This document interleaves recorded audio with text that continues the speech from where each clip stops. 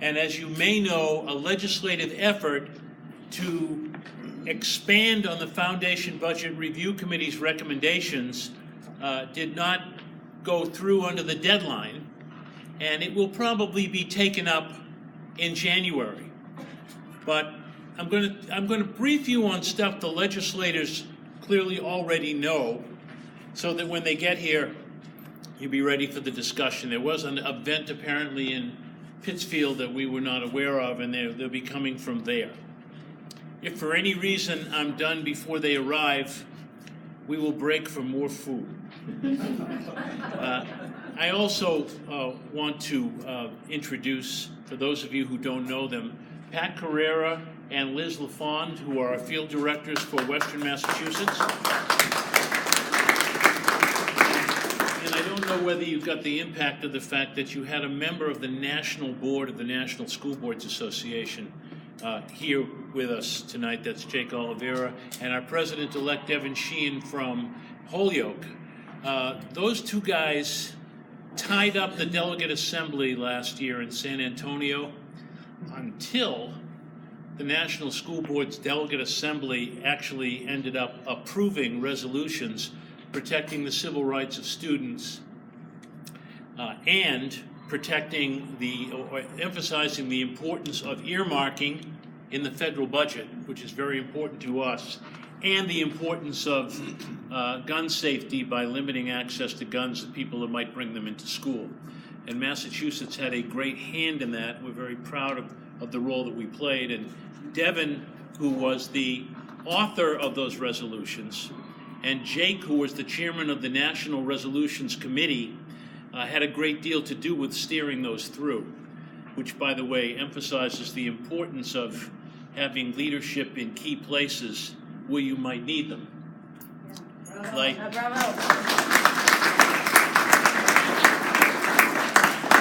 Like the House Ways and Means Committee of Congress. Anyway, we've put some stuff in front of you, and I want to call it to your attention. The first is a sort of an informal briefing paper on the basics of the politics around Chapter 70, and that's the ivory sheet.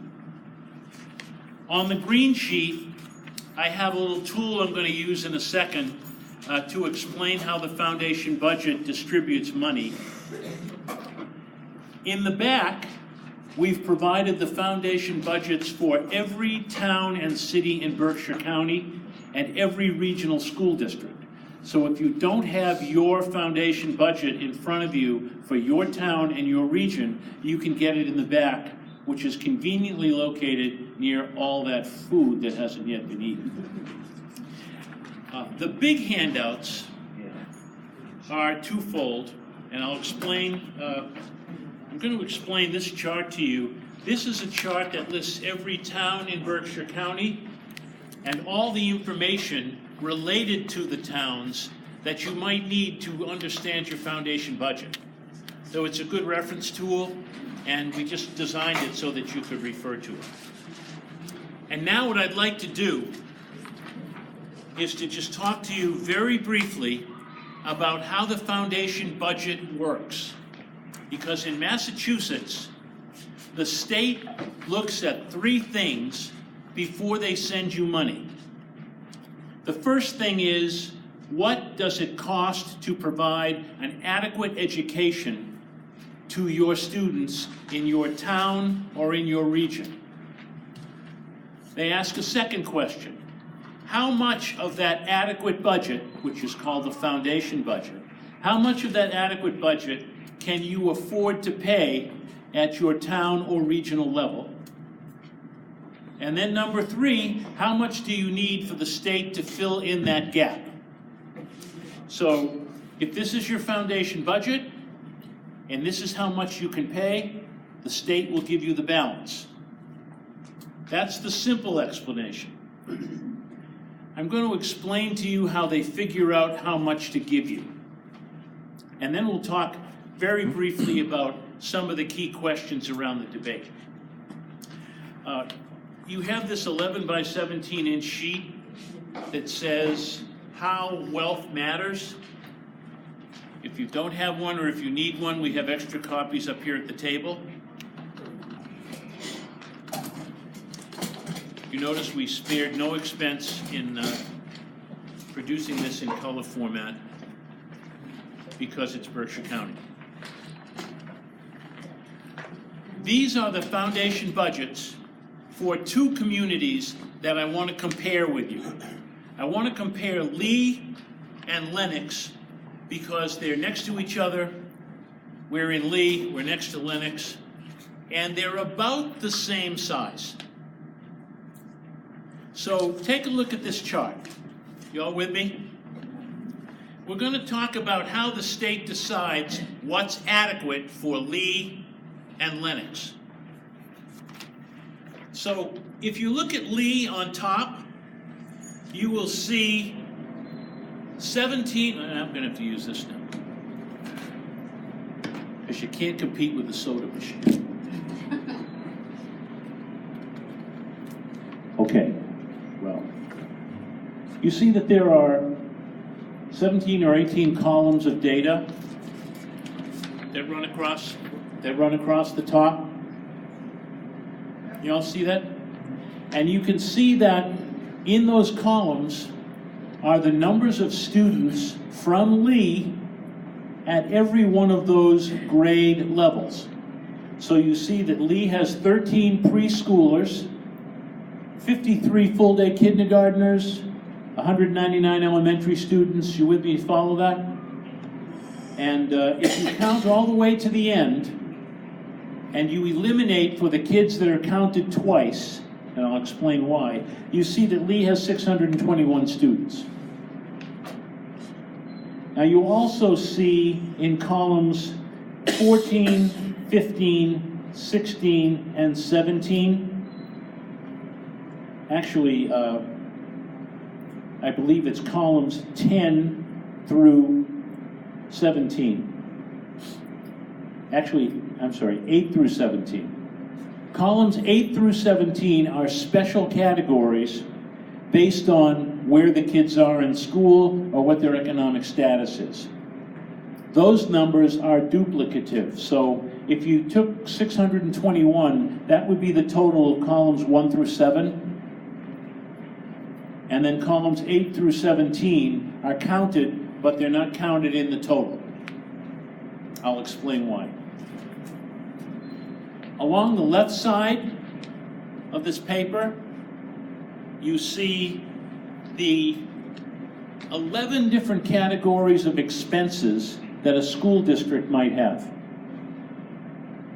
So you see administration, instructional leadership, classroom, teacher specialists, and so on. You with me so far? So you've got the numbers of students on the top and the categories of expenses along the side. And embedded in this spreadsheet is a per pupil cash amount that the state allows for every student in each of those cells on the spreadsheet. So let me give you an example. Look at column 6, line 3. Y'all with me on column 6, line 3?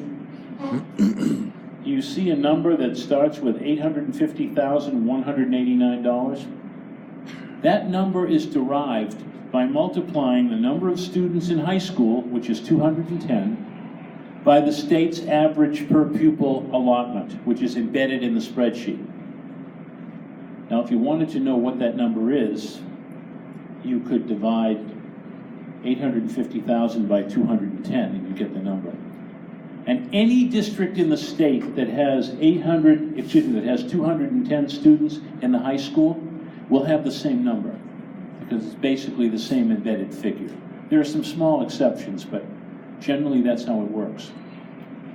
So you can see that when you add up all the grand totals at the bottom,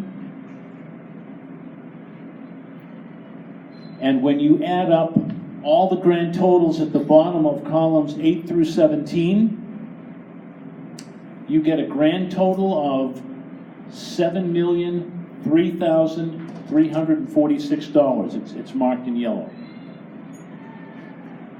But you notice that I've also marked in yellow the number of economically disadvantaged students in Lee, because the more economically disadvantaged students you have, the higher your budget. So if you lived in a very, very, very wealthy community that had only a handful of economically disadvantaged kids, you wouldn't have as much money in your foundation budget, because the theory is you wouldn't need as much money to educate kids who are not at economic risk. So that's Lee. Take a look at Lenox right below. Lenox has a total of 506 students, of whom 159 are economically disadvantaged. And if you looked at the bottom, you would see that Lee has a foundation budget of $5,362,647. You all with me there? You can blink your eyes and I'll, okay. Okay. So the question here is, why is Lee so much higher than Lenox? And the answer is, they have, in Lee, more economically disadvantaged kids. They have a few more students, but also a few more economically disadvantaged kids than Lenox, so you have a higher figure. The theory being, the more economically disadvantaged children you have, the higher the average per pupil will be. And as you can see, the average per pupil cost for Lee is $11,278, and for Lenox it's $10,598. And it's largely a function of economic disadvantage that gives Lee the higher number. Okay, so, I need to do that. Let's go to page 2. And let's take a look at how the state determines how much of your foundation budget you can afford to pay. If you look at Lee on the top, and you look at line 1, you will see that the entire base of equalized property valuation in Lee is $971.5 million. And the total income earned by people who live in Lee, or more correctly, the people that have a Lee post office box when they file their tax returns, is $160,153,000. And take a look at Lenox, compare it with Lenox. Lenox has an equalized property valuation of about $250 million more than Lee. In Lenox, it's $1,256,509. $1,256,509,800. And the total income earned by everybody in Lenox, $236,649,000. So you can see that the people in Lenox earn more and have higher property values than Lee. Also indicators of economic advantage on the Lenox side rather than the Lee side. Now I'd ask you to go to the green sheet.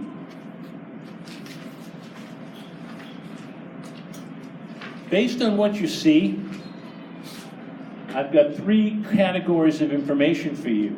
I have demographics, measures of wealth, and state aid provided by the Commonwealth. And as you can see, Lee has 908 more people than Lenox, and 115 students greater than Lenox, and 119 more students at economic disadvantage. So Lenox has 15% fewer students, 15% fewer people, 19% fewer students, almost the same student population relative to the community size. But Lennox has 43% fewer students at economic disadvantage and a 30% lower rate of economic disadvantage, comparing the two towns. And if you went to property values, you would see that Lennox has 27% more property value, 56% more property value per student, and 51% more property value per resident. So it's pretty clear which community is wealthier than the other, based on these statistics. And if you look at the bottom, you see how much money the state gives to Lee and to Lennox. So the state gives Lee $7 million and gives Lennox $5.4 million. It's a difference of about $1.6 million more goes to Lee than to Lennox. For districts that are, well, that's 23% more money for a district that's only 15% larger. So there's a disparity. Why does more money go to Lee? Because Lee is at economic disadvantage and they need the money more. Now the chart that I showed you here sort of reminds you of the tax chart on your state and federal tax form, except it's much more complicated. They take a weighting of property values and income and try to determine relative wealth. Now I've provided for you on this chart same information for every town in the county. So you can get some sense of where you might be relative to others. But here's the question.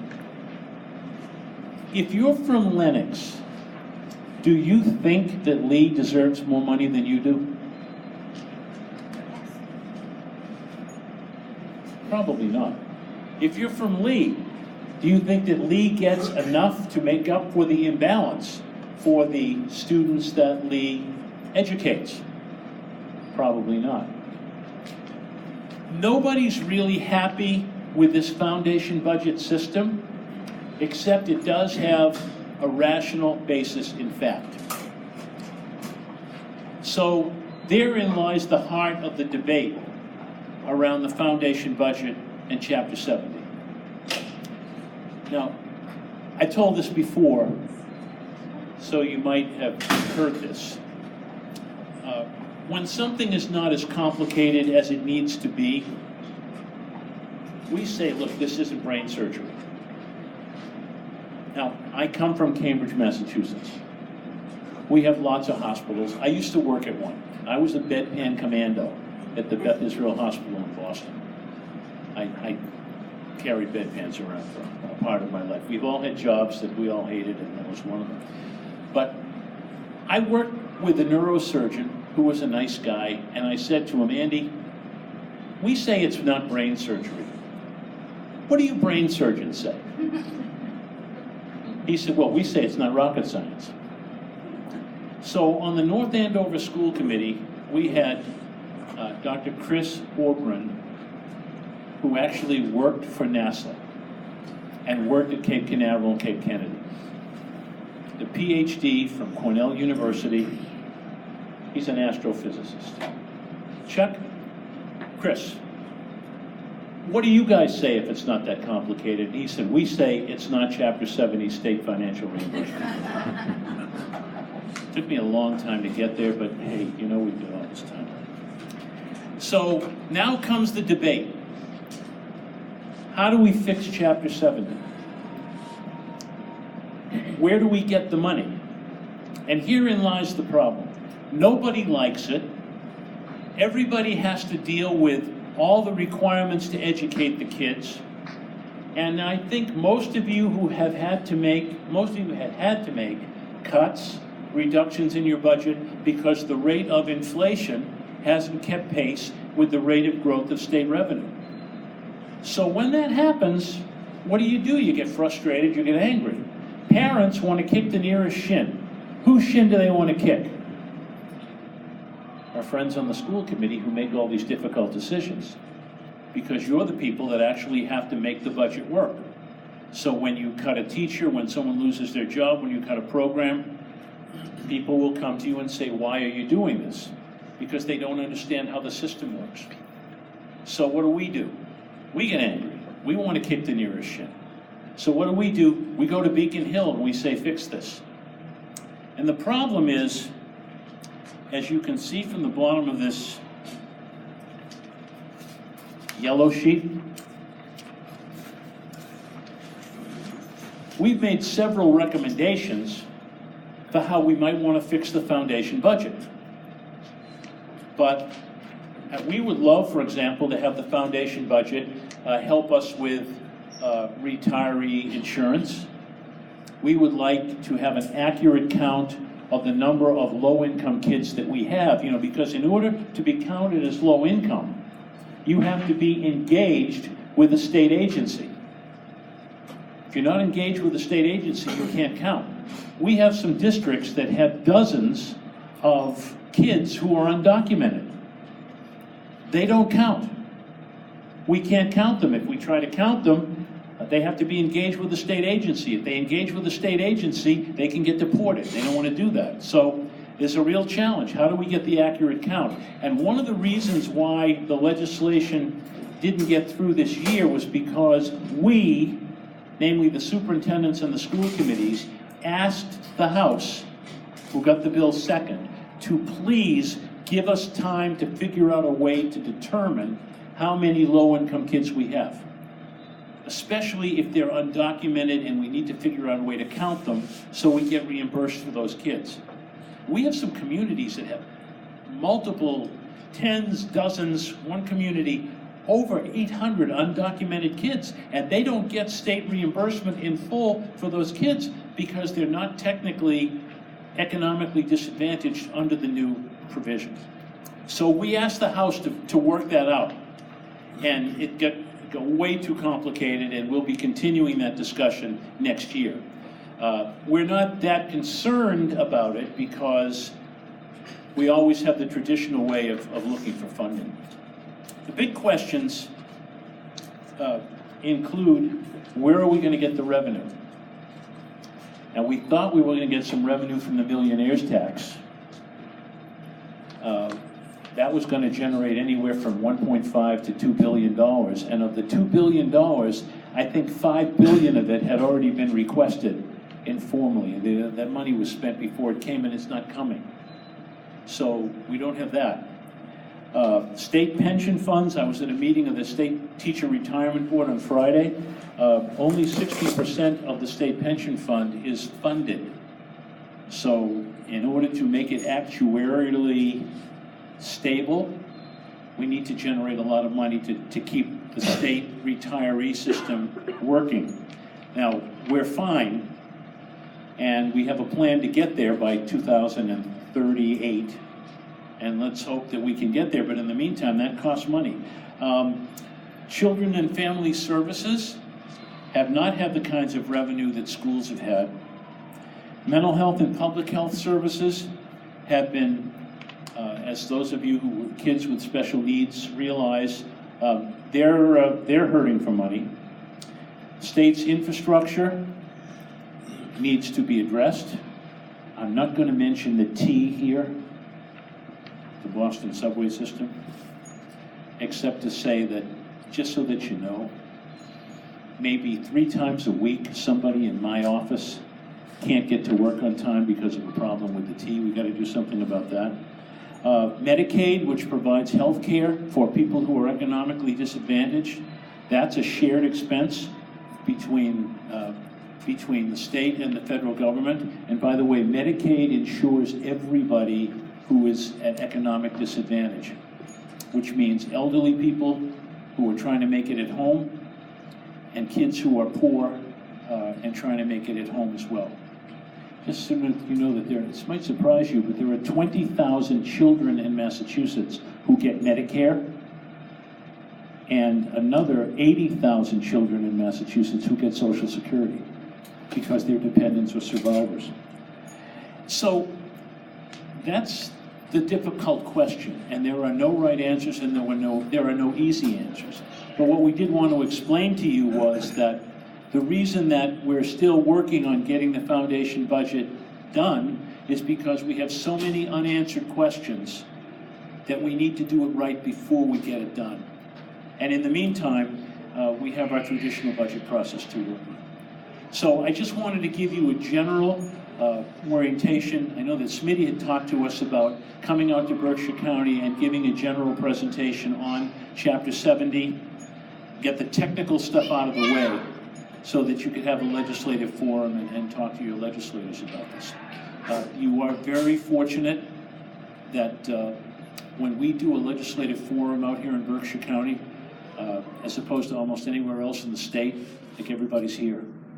So we appreciate that very much. And Madam Chair, I'm going to give this back to you. And as I said, yeah, I know people are coming from someplace else.